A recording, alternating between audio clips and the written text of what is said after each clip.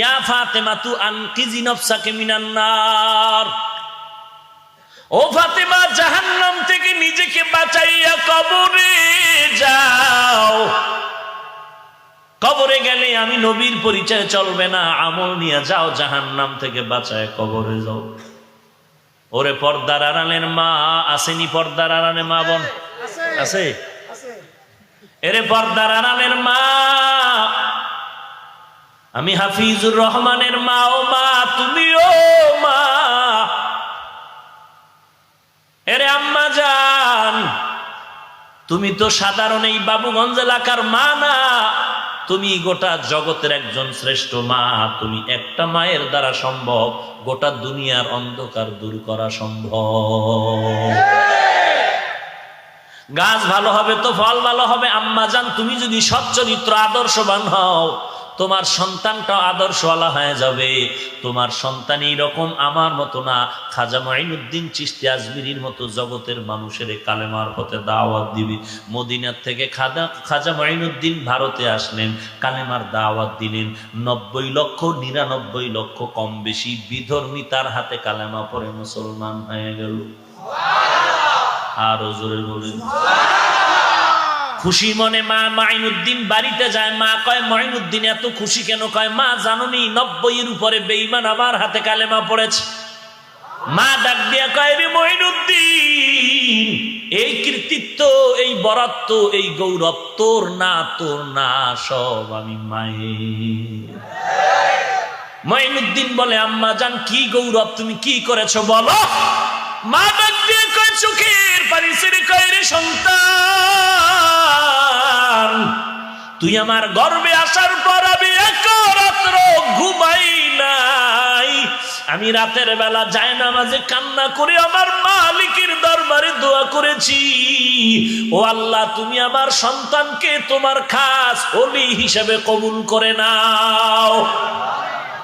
শুধু তাই না রে সন্তান, দুনিয়াতে আসার পর মঈনুদ্দিন, তুই আমি মায়ের বুকের দুগ্ধ যতদিন পান করেছো, আমি মা তোরে এক ফোঁটা দুধ মুখের মধ্যে দেই নাই বিনা অজুতে। আমি যত দুধ তোরে দিয়েছি সব অজু অবস্থায় দিয়েছি।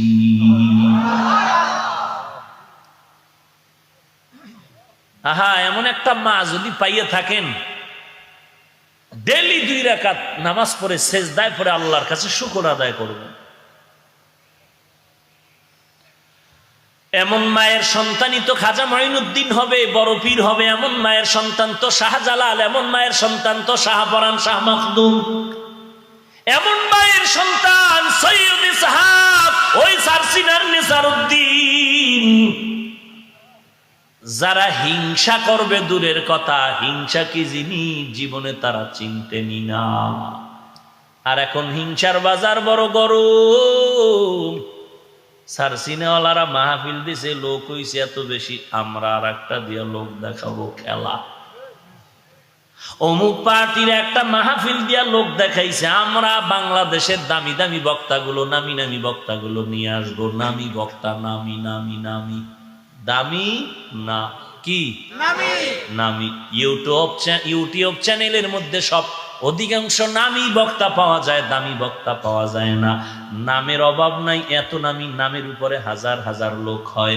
দামি বক্তা যারা, তাদের নাম না, তাদের নামের থেকে দামি হলো তাদের বয়ানে হাজার মানুষ কালেমাওয়ালা, দাড়িওয়ালা, নামাজি হয়। এরা দামি বক্তা, কান্না করে আল্লাহর কাছে, কাঁদে, ময়দানেও কান্না করে, মানুষ তওবার দরজায় ফিরে যায়। আর যারা নামী বক্তা, তাদের কান্না তো দূরের কথা, বরং তারা কান্নার বিরোধিতা করে। বলে, এত কাঁদো কেন? এক আল্লাহর বান্দা মুফতিও লাগাইয়া কবরে চলে গেছে, ওয়াজের মধ্যে বলতো, এত কানবি না, নবী বেশি কাঁদেন নাই।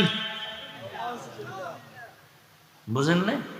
উদ্দেশ্য নবীর হাদিস শোনানো না, উদ্দেশ্য হলো অমুক পীর সাহেবের কথায় মানুষ কান্দে কেন, সহ্য করা যায় না। অথচ আল্লাহর কোরআন বলে, ফালিয়াজহাকু কালিলান ওয়ালিয়াবকু কাসীরা। আল্লাহর নবী বলেন, যদি জাহান্নামের ভয়ে চোখের পানি ছেড়ে দাও, গাভীর ওলান থেকে দূর বের করে ভেতরে যেমন ঢুকানো সম্ভব না, কান্নাওয়ালা বান্দাকে জাহান্নামে দেওয়াও সম্ভব হবে না। এমন কোন নবীর নাম বলেন না, ওলামায়ে কেরাম বলেন, আমাকে ভুল হলে ধরায় দেন, অসুবিধা কি, ভুল তো হতেই পারে।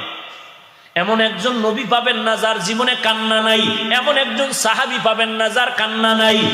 ওই নূহ নবী এত কাঁদাই যে কাঁদলেন, আল্লাহ তার নাম বাদ দিয়া কান্নার শব্দ দিয়া ডাকলেন, ইয়া নূহ, ও ক্রন্দনকারী গোলাম।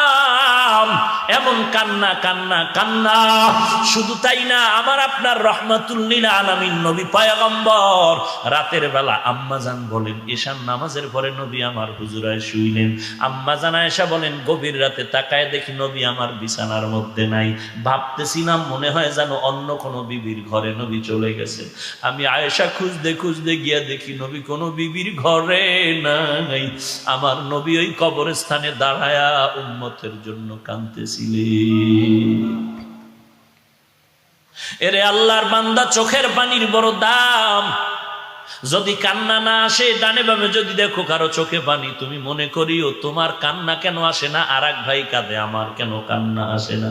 মনে মনে তওবা কর, ওই বান্দার উপরে মাওলার রহমত আছে, তোমার উপরে আমার উপরে রহমত নাই, কারণ গুনার কারণে দিলটা পাথর হয়ে গেল। আমার মতো কত বান্দা কান্না করে, আমি মোনাজাতে কেন কান্না করতে পারি না, আমার গুনার কারণে দিলটা শক্ত হয়ে গেছে। আল্লাহর রহমত আমার উপরে নাই। কান্নাওয়ালা ভাই যদি পাও, একটু গলাটা জড়ায় হাত দিয়া দোয়া চাইও, ও ভাইজান তুমি একটু কান্না করে আমার জন্য দোয়া করিও, আল্লাহও জানো আমার কান্নাওয়ালা দুইটা চোখ বানায় দে। ও আল্লাহ, তুমি কান্নাওয়ালা চক্ষু দান করো। নবীজি বলেন, বেশি বেশি কান্না করো। সাহাবায়ে কেরাম কান্না করেছেন। এমন একজন বুজুর্গ আল্লাহওয়ালার নাম বলো যার কান্না জীবনে ছিল না, বরং তাদের আমল এত সুন্দর, তারা মরণ পর্যন্ত শুধু কান্না কান্না কান্নার আওয়াজ। তারা এত ভালো ভালো আমল করিয়াও যদি কানতে পারে, তোমার আমার কি পরিমাণ কান্না দরকার, অথচ তোমার আমার কান্না নাই। কেন কাঁদবো? তাদের এত কান্না কেন? তাহাজ্জুদ বন্ধ করে নাই, ইশরাক বন্ধ নাই, এরপরও কাঁদলেন কেন? একটাই কারণ, অন্ধকার কবরে একা কিভাবে থাকবো, এই জন্যই তাদের কান্নার আওয়াজ। তোমার আমার তো আমল নাই, ইলম নাই, কিছু নাই, কত পরিমাণ কান্না দরকার। কারণ আল্লাহ কোরআনে বলেন, কবরে গেলে আযাব তাদের হবে যাদের গুনাহ পাওয়া যাবে, আর যাদের গুনাহ নাই তাদের কবর হবে বেহেশতের বাগান। এবার চোখ দুইটা বন্ধ করিয়া একটু আমলনামা দিয়ে তাকাইয়া দেখো, এই হাতের দিকে তাকাইয়া দেখবা, মনে হয় জানো আমার হাত গুনাহ ছাড়া খালি নাই। হাতের গুনার কারণে আমার হাত দুইটা নাপাক হয়ে গেল, গুনাহের কারণে আমার জিহ্বা নাপাক হয়ে গেল, গুনার কারণে আমার চোখ দুইটা নাপাক, গুনাহের কারণে আমার অন্তর নাপাক, গুনাহের কারণে আমার পা দুটো নাপাক, কান নাপাক হয়ে গেল। আমার এই গুনার খবর আমার মা, আমার বাবা, আমার ভাই বোনেরা জানলে কেউ সমাজে জায়গা দিত না। আল্লাহ পাক জানার পরেও পানিও বন্ধ করেন নাই, বাতাস বন্ধ করেন নাই। আল্লাহ তাআলা বরং ডাক দিতেছেন, প্রতিদিন ডাকেন, উদউনি আস্তাজিব লাকুম। এরে বান্দা, তুই আমাকে ডাকার মতো ডাক, আমি আল্লাহ তোর জিন্দেগীর গুনাহ মাফ করে দিব। আল্লাহ প্রতিদিন প্রথম আসমান আইসা বান্দারে ডাকতে থাকে, বান্দা তোর কার কি প্রয়োজন, ডাকতে থাক। মূসা নবী একদিন, তার জমানার ঘটনা, এক যুবক এত বড় অন্যায় করেছে, অন্যায়ের কারণে এলাকার মানুষ মিটিং করিয়া তারে হাতে বাইদা ফালায় দিল জঙ্গলে। এরে আর রাখা যাবে না, মাও রেডি হয়ে গেল, এই সন্তান আর লাগবে না, এত বড় জাহান্নামী সন্ত্রাসী সন্তানটারে, যুবকটারে হাতে পায়ে রশি লাগাইয়া জঙ্গলায় ফালায় দিল। কিছুদিন পর আমার আল্লাহ মূসা নবীর কাছে ওহী নাজিল করলেন, ও মূসা তাড়াতাড়ি যাও, ও জঙ্গলের মধ্যে একজন আমার ওলি আছে, আমার বন্ধু, তারে তাড়াতাড়ি দাফন কাফন দিয়ে কবরস্থ করো তাড়াতাড়ি। মূসা নবী লোকজন নিয়ে চলে গেলেন ওই এলাকার মধ্যে। কি আশ্চর্য, গিয়ে দেখেন যেই যুবকের এলাকার মানুষেরা হাতে পায়ে রশি লাগাইয়া সন্ত্রাসী চাঁদাবাজ, এই অন্যায়ের কারণে সবাই জঙ্গলায় ফালায়া দিল, সেই যুবক এর লাশ জঙ্গলের কিনারায় হাজির। মুসা নবী আশ্চর্য হয়ে গেলেন, আল্লাহ এরে বলছে তার ওলি, এ বলো সন্ত্রাসী। আল্লাহ কয় এ ওলি, এখন তো কিছু বলা যাবে না, আগে দাফন কাফন করি। মুসা নবী দাফন কাফনের জানাজার ব্যবস্থা করার পর আল্লাহর কাছে মুসা নবী প্রশ্ন করলেন, হে মালিক, এই যুবকের এলাকার সবাই সন্ত্রাসী বলে তাড়ায় দিল, আমরা সবাই বিতাড়িত করে দিলাম, তুমি বললা এই যুবক নাকি তোমার একজন খাস বান্দা ওলি, কারণটা কি বুঝি না। আল্লাহ কয়, মুসা জানো না আমি আল্লাহর একটা নাম আছে রহমান? এরে মুসা জানো না আমি আল্লাহর একটা নাম আছে গফফার? আমি আল্লাহর একটা নাম আছে সত্তার? আমি আল্লাহর একটা নাম আছে রহিম? ওই বান্দাকে যখন ফালাইয়া সবাই চলে যায়, এই জঙ্গলের মধ্যে কেউ নাই, ওই বান্দার হাতে পায়ে রশি দিয়া বাঁধা, আসমানের দিকে তাকাই আমি আল্লাহকে ডাক দিছে, ও দয়ার মালিক, সব দরজা আমার জন্য বন্ধ হয়ে গেল। আমার দুনিয়াতে বিপদে পড়লে মা কাছে আগায় যায়, বাবা কাছে আগায় যায়, আজ আমার কপাল এত খারাপ, আমার মা বাবা কেউ কাছে আসলো না, তাড়ায় দিল। ও আল্লাহ, তোমার দরওয়াজা ছাড়া আর কোনো দরওয়াজা নাই। আমার মা তাড়িয়ে দিয়েছে, বাবাও তাড়িয়ে দিয়েছে, তুমি তাড়াইয়া দিও না রে আল্লাহ, তুমি দয়া করে আমাকে মাফ করে দাও। ও মুসা, এই বান্দা বিনয়ের সাথে অঝর দ্বারায় কান্না শুরু করলো, আমি আল্লাহ তো চোখের পানি সহ্য করতে পারি না, আমি আল্লাহর ওয়াদা, চোখের পানি যদি কেউ ছেড়ে দেয়, গালের নিচে পানিটা যাওয়ার আগে সব গুনাহ আমি মাফ করে দেই। আমি আল্লাহ বান্দার সব গুনাহ মাফ করে দিলাম। আমি আল্লাহ বান্দার নামটা নেককারদের খাতায় লেখায় দিলাম। শুধু নেককার না, আমার প্রিয় বান্দা ওলিদের দফতরে নামটা লেখায় দিলাম।